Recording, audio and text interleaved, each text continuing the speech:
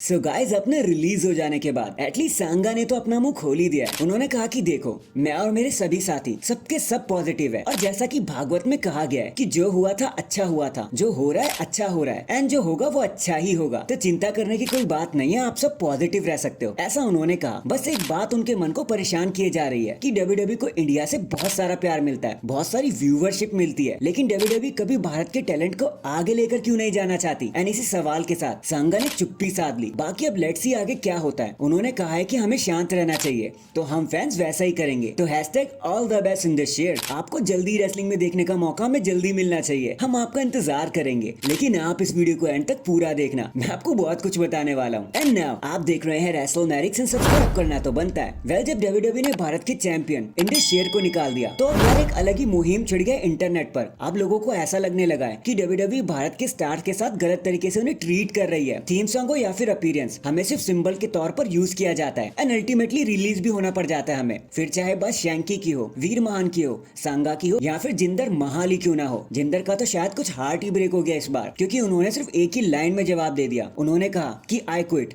जिसके बाद वो चुप हो गए। बाकी यार हमें आप बताना, क्या सच में डब्ल्यूडब्ल्यूई भारत के वीरों के साथ गलत तरीके से ट्रीटमेंट करती है या फिर आपको उनका हर डिसीजन अच्छा ही लगता है? कमेंट करके मुझे जरूर बताना, इस पर तो अच्छे से चर्चा करेंगे। इसके बाद गाइस बहुत दिनों के बाद हमने रॉ और स्मैकडाउन की व्यूवरशिप पे बात नहीं करी, तो चलो अब उसे कंक्लूड कर लेते हैं। तो चलो लास्ट मंडे नाइट रॉ की बात की जाए तो भाई ऐसा लग रहा है रॉ अपनी औकात में वापस आ गया है, क्योंकि उस शो को मिले थे 1.807 मिलियन की व्यूवरशिप, जिससे साफ साफ पता लग रहा है कि रेसलमेनिया का फीवर अब धीरे धीरे उतरने लगा है, जिसकी वजह से रॉ को इतनी हाईएस्ट व्यूवरशिप मिली थी। एंड रही बात स्मैकडाउन की, तो उन्होंने तो भाई डब्ल्यूडब्ल्यूई की लाज कैसे ना कैसे करके बचाई ली। 2 मिलियन के आसपास उनका हिसाब किताब रहा। स्मैकडाउन के लिए एक ओवरनाइट व्यूवरशिप है, तो चीजें अभी इससे ऊपर नीचे जा सकती है, ये तो हमें पता ही है। बाकी हाँ इतना जरूर है मंडे नाइट रॉ के लिए कि वो अब अपनी औकात में वापस आ चुके हैं कि भाई हमसे ना हो पाएगा। नेक्स्ट अगर बात की जाए कि हाल फिलहाल में डब्ल्यूडब्ल्यूई ने जिन लोगों को रिलीज किया है, तो क्यों ही रिलीज कर दिया भाई, रीजन क्या है? कोई बजट कट था या फिर कोई और इशू चल रहा था, कोई और कहानी चल रही थी बैक स्टेज में? So according to the reports WWE की जो हायर अप्स है ना, उन्हें इन स्टार के साथ स्टोरी लाइन समझ ही नहीं आ रही थी और पता भी नहीं लग रहा था कि इनके साथ आकर करना क्या है। ऊपर से इनकी टीवी अपीयरेंस भी इतनी कम थी मानो ना के बराबर। जब ये स्टार मेन रोस्टर पर आए तो उसके बावजूद भी इनका कोई भी इम्पैक्ट क्रिएट नहीं हो पाया दुनिया में। डब्ल्यूडब्ल्यूई को वो आई बॉल्स नहीं मिल पाए जो उन्होंने एक्सपेक्ट किए थे, इसलिए फाइनली इन स्टार्स को उन्होंने रिलीज कर दिया। अब बातें तो हजारों हो सकती हैं यार इस चीज को लेकर, क्योंकि यार अगर आप सारा ही टाइम मेन इवेंट को ही दे दोगे तो बाकी लोगों के लिए आपके पास बचेगा ही क्या?